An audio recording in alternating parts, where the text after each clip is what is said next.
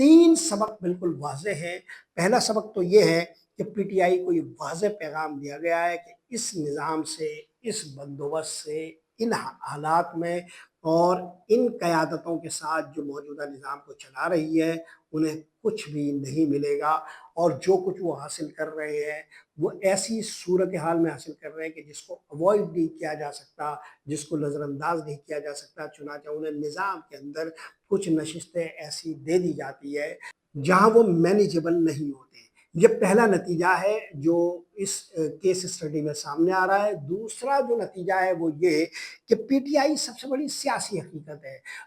اگر آپ دیکھیں گلگت بلتستان کے انتخابات کو، تو عام طور پر یہاں ایک ٹینڈنسی ہوتی ہے کہ جو وفاقی حکومت ہوتی ہے انہی کے حق میں انتخابی نتائج ہوتے ہیں، مگر پی ٹی آئی رجحانات میں اور ووٹوں کی برتری کے حوالے سے چھائی ہوئی تھی، اس کے باوجود کہ وہ ریاستی سطح پر بدترین ظلم سہ رہی ہے۔ تو آخر اتنے بدترین حالات میں پی ٹی آئی 18 نشستوں پر اگر سبقت لے رہی ہو، چاہے بعد میں جو کچھ بھی ہوا ہو، تو یہ ناقابل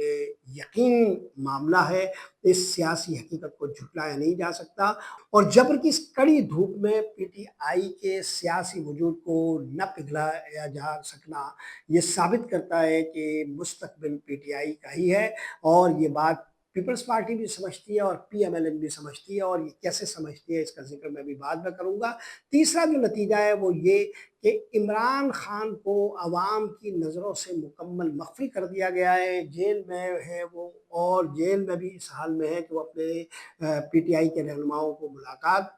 کے لیے بلا نہیں سکتے، ان کی کسی سے بات چیت نہیں ہوتی، وہ اپنی پارٹی کو ہدایت نہیں دے سکتے، انہیں یہ تک سہولت حاصل نہیں ہے کہ وہ جو پی ٹی آئی کے رہنما ان سے جا کر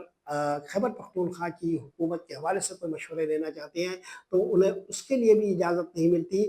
اس کی فیملی کو بھی ملاقات نہیں کرنے دی جاتی۔ اس کے باوجود عمران خان عوام کے ذہنوں پہ چھائے ہوئے ہیں، اور بنیادی حقیقت انہی کے شخصیت کے گرد گھومتی ہے، پاکستان کی تمام سیاسی حقیقتیں انہی کی شخصیت کے گرد گھومتی ہے، یا ان کی مخالفت کے